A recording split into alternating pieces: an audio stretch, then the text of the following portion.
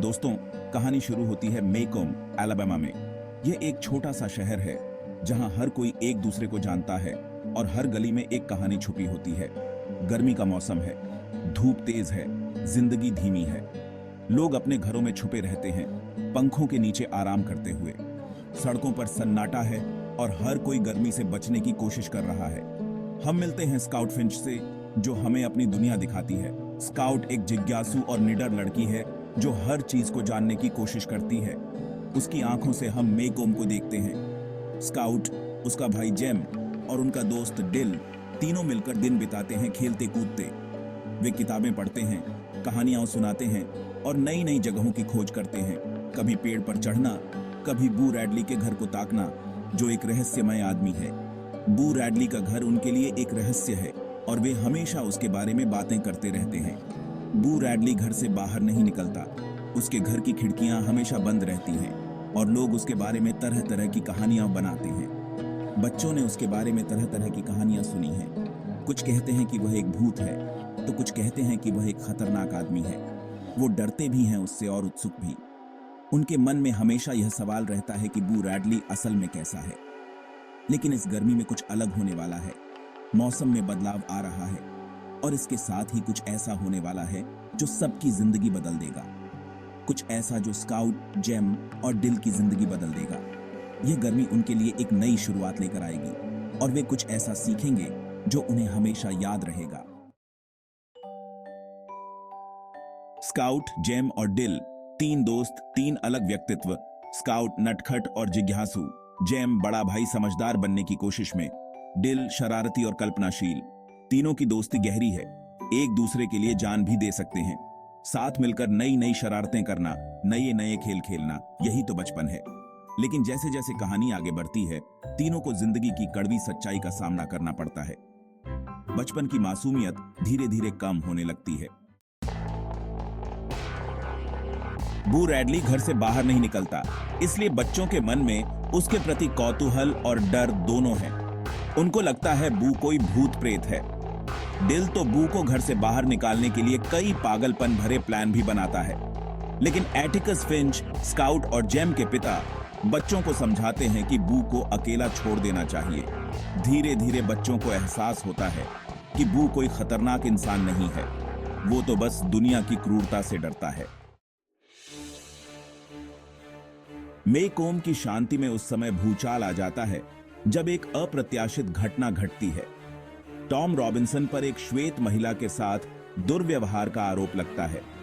यह आरोप न केवल टॉम की जिंदगी बदल देता है, बल्कि पूरे शहर को हिलाकर रख देता है। टॉम निर्दोष है, लेकिन नस्लवाद के इस माहौल में उसे कोई नहीं सुनता। उसकी आवाज दबा दी जाती है और उसकी सच्चाई को अनदेखा कर दिया जाता है। एटिकस फिंच, जो एक ईमानदार वकील हैं, टॉम का केस लेते हैं। वह जानते हैं कि यह केस जितना टॉम का है, उससे कहीं ज्यादा मेकोम की आत्मा की परीक्षा है। एटिकस का मानना है कि न्याय और सच्चाई के लिए लड़ना हर इंसान का कर्तव्य है। वह जानते हैं कि यह केस जितना टॉम का है, उससे कहीं ज्यादा मेकोम की आत्मा की परीक्षा है।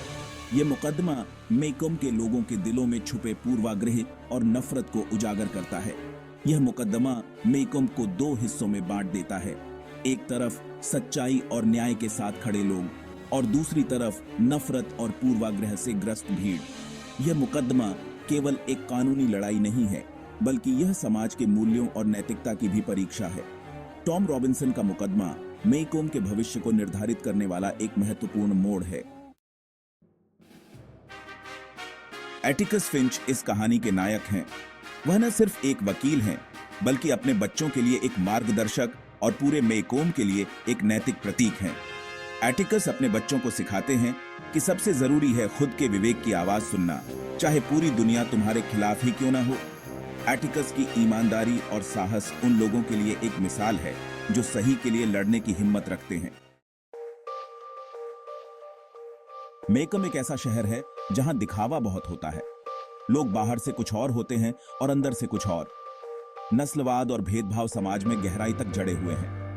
यह कहानी हमें दिखाती है कि कैसे एक तरफ तो लोग धर्म और नैतिकता की बातें करते हैं, लेकिन दूसरी तरफ अन्याय और अत्याचार को बढ़ावा देते हैं। टू किल अ मॉकिंगबर्ड सिर्फ एक कहानी नहीं है, यह एक सफर है। यह सफर है स्काउट, जेम और डिल का, जो बचपन की मासूमियत से निकलकर जीवन की कठोर वास्तविकताओं का सामना करते हैं। इस सफर में वह नफरत, भेदभाव और अन्याय को बहुत करीब से देखते हैं, लेकिन साथ ही वह यह भी सीखते हैं कि दया, सहिष्णुता और साहस का क्या मतलब होता है। यह कहानी हमें याद दिलाती है कि बदलाव लाना आसान नहीं होता, लेकिन हमें कभी भी उम्मीद नहीं छोड़नी चाहिए। कहानी के अंत में हम देखते हैं कि मेकोम में कुछ बदलाव जरूर आए हैं, लेकिन यह बदलाव बहुत छोटे हैं। यह बदलाव इतने छोटे हैं कि उन्हें नजरअंदाज करना आसान है। सवाल यह है कि क्या मेकोम कभी पूरी तरह से बदल पाएगा? क्या यह बदलाव स्थायी होंगे या फिर यह सिर्फ एक अस्थायी लहर है?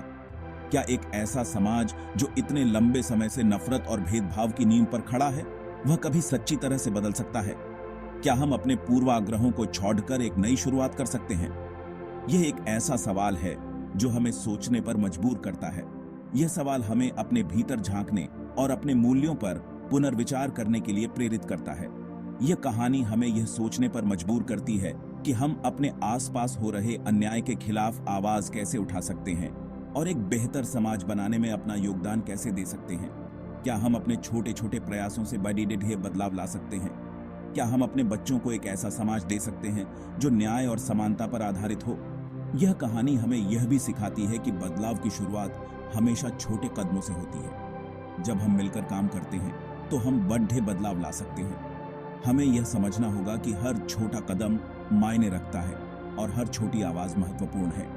अंत में यह सवाल हमें यह सोचने पर मजबूर करता है कि हम अपने जीवन में क्या बदलाव ला सकते हैं और कैसे हम एक बेहतर और न्यायपूर्ण समाज का निर्माण कर सकते हैं। यह कहानी हमें प्रेरित करती है कि हम अपने भीतर की अच्छाई को पहचानें और उसे दुनिया के सामने लाएं।